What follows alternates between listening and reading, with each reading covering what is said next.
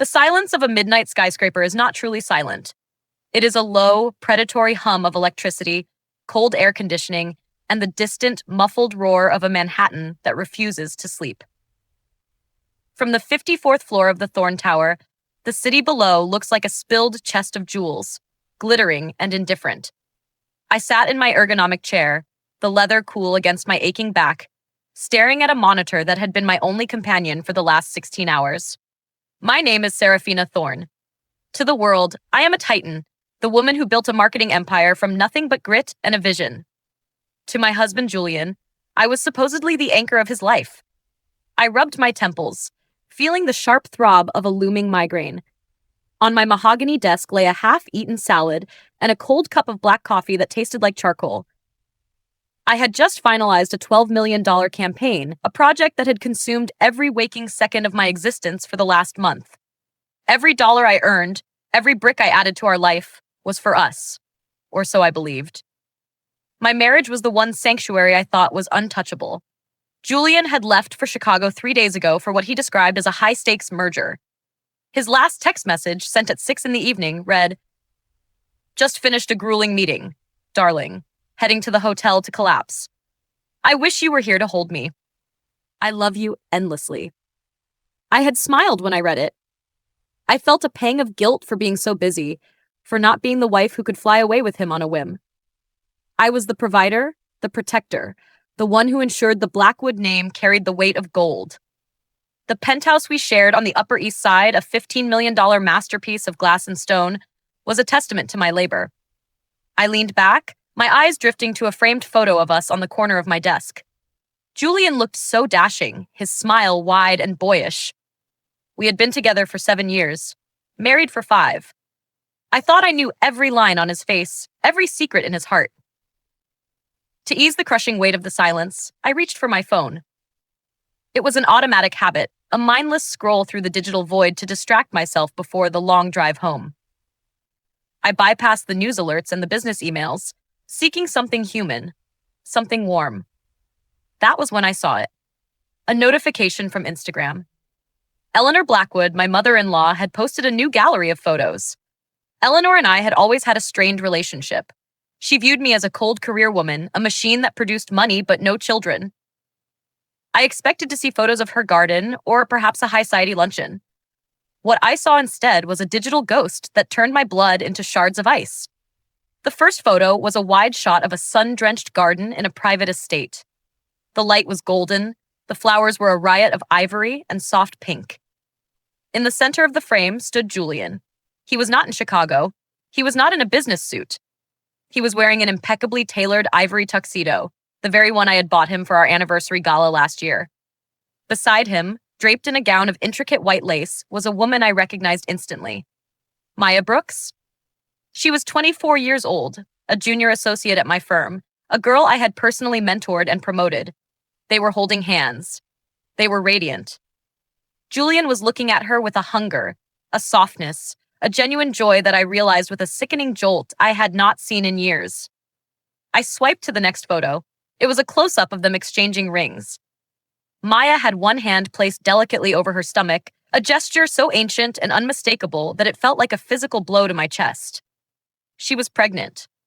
My husband was not just having an affair. He was starting a parallel life. He was building a family on the foundation of my exhaustion. The betrayal was a living thing, a cold serpent coiling around my throat. I scrolled further, my fingers trembling so violently I almost dropped the phone. The entire Blackwood family was there. Eleanor stood to Julian's left, her face glowing with a triumphant pride I had never received. Julian's sister, his cousins, even his old college friends. They were all raising glasses of vintage champagne, celebrating a union that was a crime against my soul. The caption under the post was a final, jagged glass shard to the heart. It read, "Finally, our Julian has found a woman who knows that family comes before ambition. Welcome to the family, Maya. We have waited so long for this true blessing." Finally, that word echoed in the hollow chambers of my mind. This was not a drunken mistake. This was not a momentary lapse in judgment. This was a calculated, long-term execution of a lie. While I was in this office, grinding my bones to dust to pay for Julian's sports cars, Eleanor's monthly allowance, and the very roof over their heads. They were all laughing at me. I was the bank.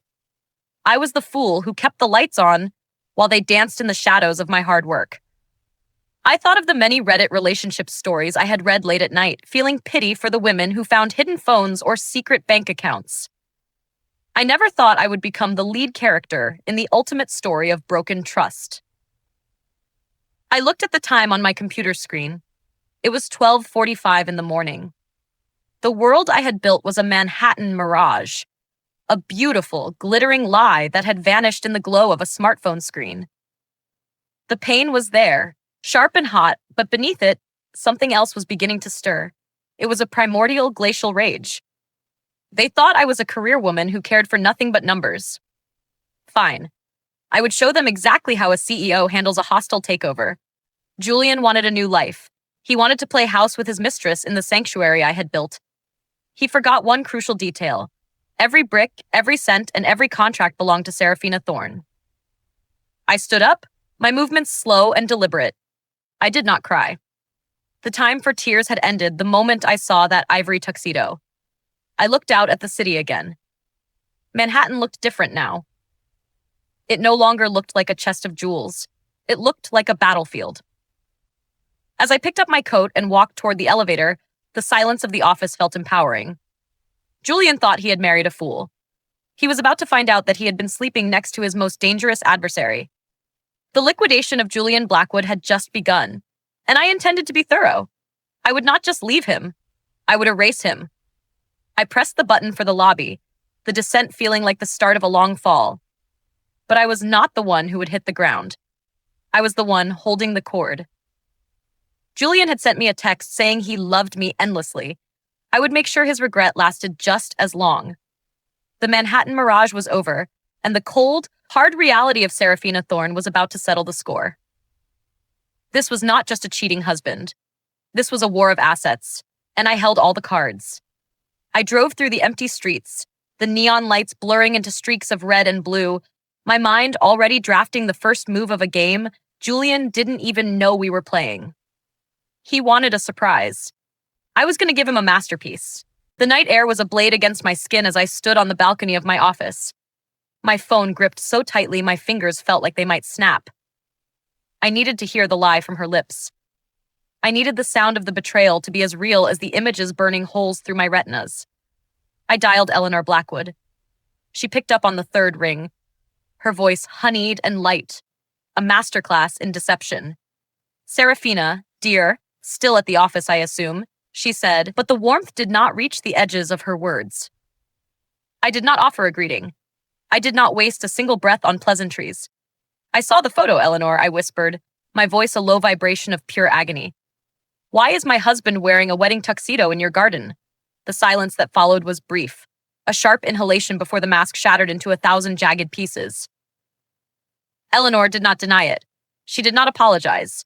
Instead, she let out a dry, rattling laugh that sounded like dead leaves on a grave. Well, I suppose the secret was bound to come out eventually, she spat, her tone suddenly shifting to one of chilling contempt. Did you really think my son would stay tied to a cold, sterile workhorse like you forever? You are a walking bank account, Serafina. You provide the house and the cars, but you could never provide an heir. You are a career woman with ice in her veins, and Julian deserves a real family. Her words were meant to eviscerate me, to leave me bleeding on the floor.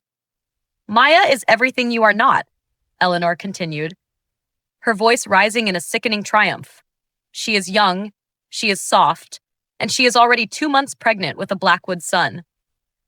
Julian finally took the plunge because he wanted a life that did not revolve around your board meetings. We are a family now. You are just a business transaction that has reached its expiration date. She hung up, the dial tone screaming in my ear like a funeral bell. I did not collapse. I did not cry. I drove to our $15 million penthouse in a state of hyper-focused dissociation. The home that I had meticulously decorated, the sanctuary I had paid for with my sweat and my soul, now felt like a mausoleum. I walked into the library, the scent of Julian's expensive bourbon still lingering in the air, mocking me. I moved the abstract painting from the wall and punched the code into the biometric safe. My hands did not tremble. I was looking for financial records, for proof of his husband and infidelity to use in a divorce, but what I found was infinitely more sinister. Tucked at the very bottom of a stack of property deeds was a sapphire blue folder. I opened it, and the world seemed to stop spinning. It was a life insurance policy taken out only 3 months ago. The sum insured was $10 million. I felt the air leave my lungs as I read the name of the primary beneficiary. It was not Julian. It was Maya Brooks. Below her name, in the section for her relationship to the insured, Julian had typed 3 words that turned my heart into a block of obsidian. Future spouse. The realization hit me with the force of an avalanche. This was not just a secret affair or a betrayal of the heart. This was a murder plot. Julian had not married Maya just for love or for an heir. He had married her to ensure that when I was gone, the $10 million and my entire fortune would flow directly into their hands. The pregnancy was the catalyst, the insurance was the motive, and I was the obstacle. This was no longer about a broken trust or a failed relationship. This was a matter of life and death. Julian was not waiting for a divorce. He was waiting for my funeral. I closed the folder, the weight of the paper feeling like lead. They thought I was a workhorse. They thought I was a machine. They were right about one thing. I was a machine, and now I was programmed for their total destruction. I watched the sun rise over the Manhattan skyline, the sky a bruised purple that mirrored the cold clarity in my chest. There were no tears left. Pain had been replaced by a surgical, icy resolve. I was no longer a wife mourning a betrayal. I was a CEO managing a hostile takeover of my own life. Julian thought he had outplayed me, but he forgot that I was the one who built the board we were playing on. By 6 a.m, I had already initiated the first phase of his erasure. I called Marcus Reynolds, my attorney of 10 years, and a private real estate investor who had been circling our Upper East Side penthouse for months. Julian believed that house was his throne. He was wrong. It was a $15 million asset held solely in the name of Serafina Thorne. I signed the electronic documents at 8:15 in the morning. In less than 24 hours, the keys would belong to a man who didn't know the ghost stories hidden within those marble walls. I felt a grim satisfaction as the digital ink dried. My husband had spent years treated like royalty in a palace he did not own, and now I was pulling the floor out from under his polished shoes. But the house was just the beginning. I sat in my home office, the silence heavy and suffocating, and opened my laptop. My fingers danced over the keys with a rhythmic, lethal precision. I accessed our joint bank accounts. These were the veins that fed his luxury. The accounts I filled every month with the spoils of my labor. I watched the numbers flicker and then vanish. I transferred every single cent into a new, shielded private trust. Total balance remaining for Julian Blackwood, 0. Next, I called the credit card companies. Julian's supplementary black cards, the ones he used to buy Maya Brooks designer dresses and vintage champagne, were severed with a single command. I imagined him at some high-end boutique or a 5-star hotel in Chicago, his face turning pale as the plastic was declined. It was a bloodless coup. The digital guillotine had dropped. By noon, I was in my firm's headquarters, sitting across from my chief financial officer. We spent 4 hours descending into the darkness of our corporate ledgers. What we found was a masterclass in greed. Julian had not just been a cheating husband, he had been a thief. He had embezzled over $500,000 from my firm over the last year. He had funneled the money through a shell company called Sun Undesign Consulting, a shadow entity used to fund his secret wedding and Maya's extravagant life. My blood turned to liquid nitrogen. He was using my own sweat to pay for the woman he intended to replace me with. I did not scream. I did not break anything. I simply gathered the documents into a thick, undeniable dossier. I took a beautiful, silver metallic gift box from my closet and placed the evidence of his crimes inside, right on top of the life insurance policy I had found in our safe. I tied the box with a heavy black satin ribbon. It was the ultimate wedding gift for a man who thought he could inherit a fortune through my death. My marriage was dead, but the divorce would be a rebirth. This relationship had been a parasite, and I was finally cutting it out of my body. As I sat in the darkened office, The weight of the betrayal felt lighter now that it was balanced by the weight of my revenge. Julian was coming home to a life that no longer existed. He was coming home to a ghost. I leaned back and waited for the sound of his return, the silver box glowing under the desk lamp like a weapon. The Manhattan mirage had finally dissolved, leaving only the architect standing amidst the ruins.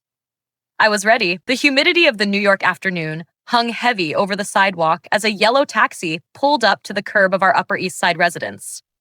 I watched from the tinted window of a black sedan parked 20 feet away, my heart a rhythmic, steady drum of cold anticipation.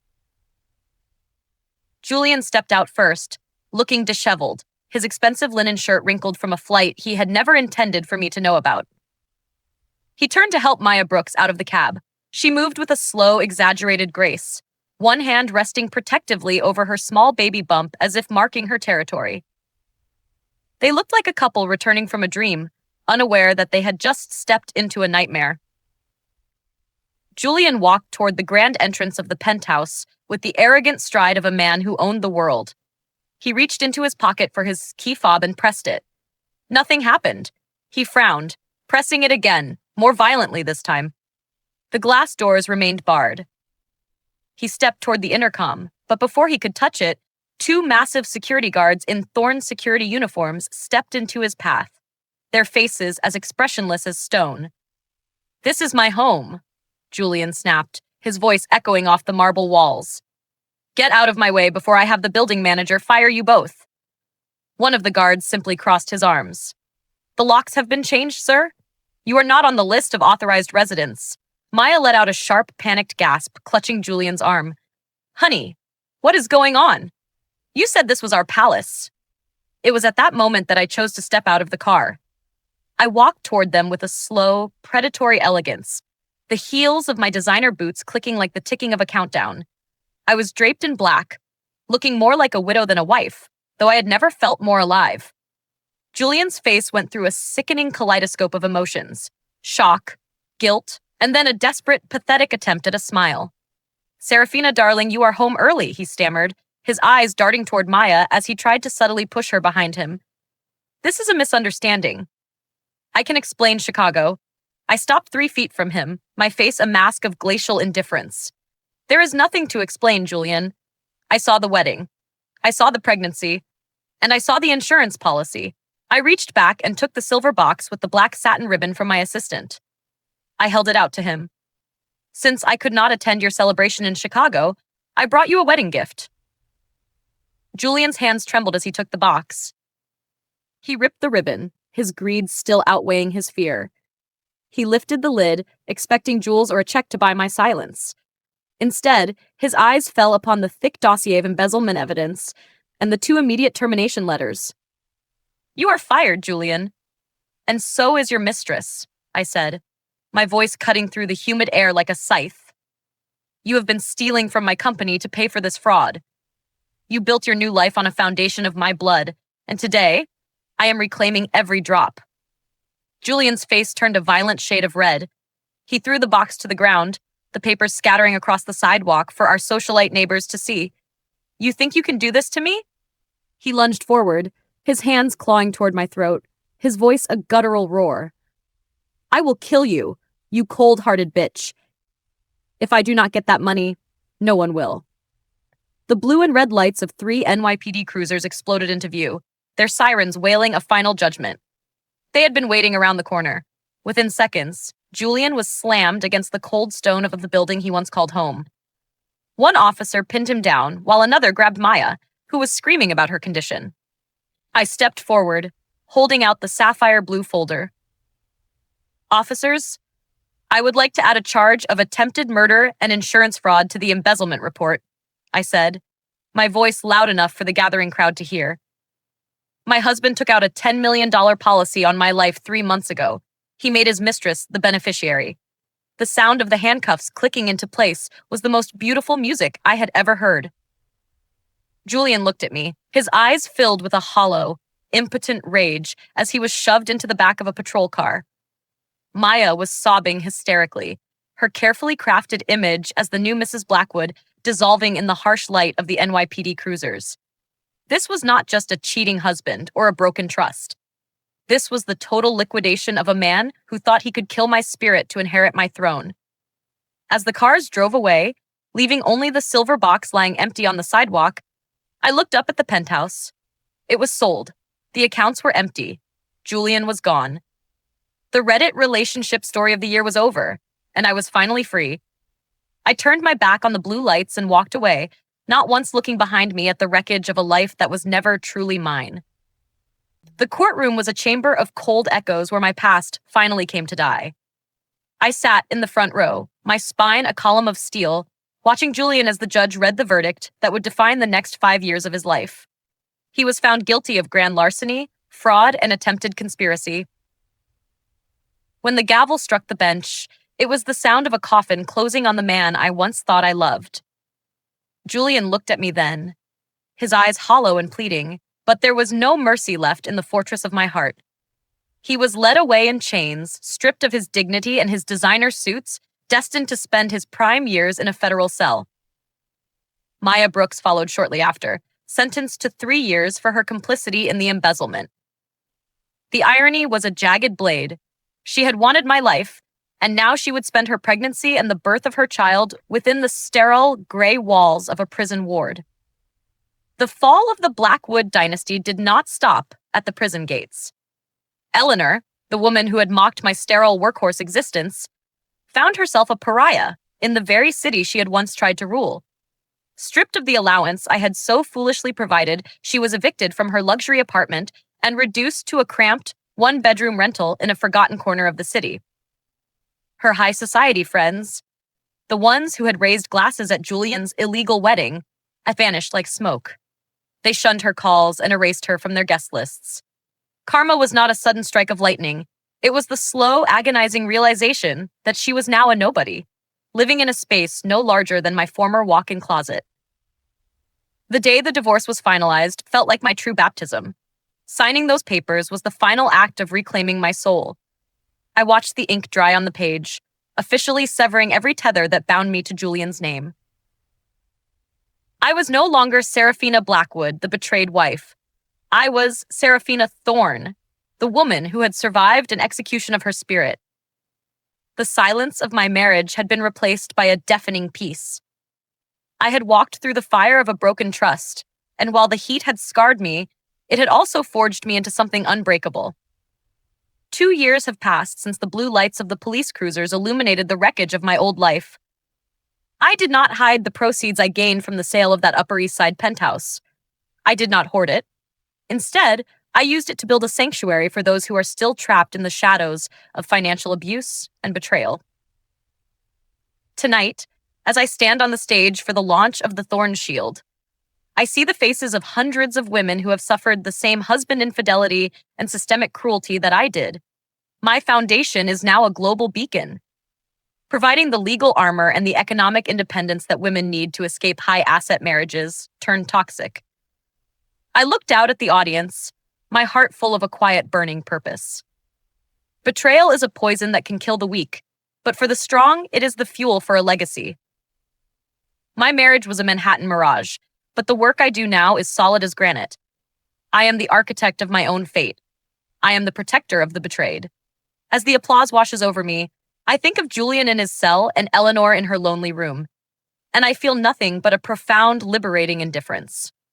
I am Seraphina Thorne, and I have transformed my scars into a shield for the world. The game is over, and I have finally won the only thing that ever mattered, myself.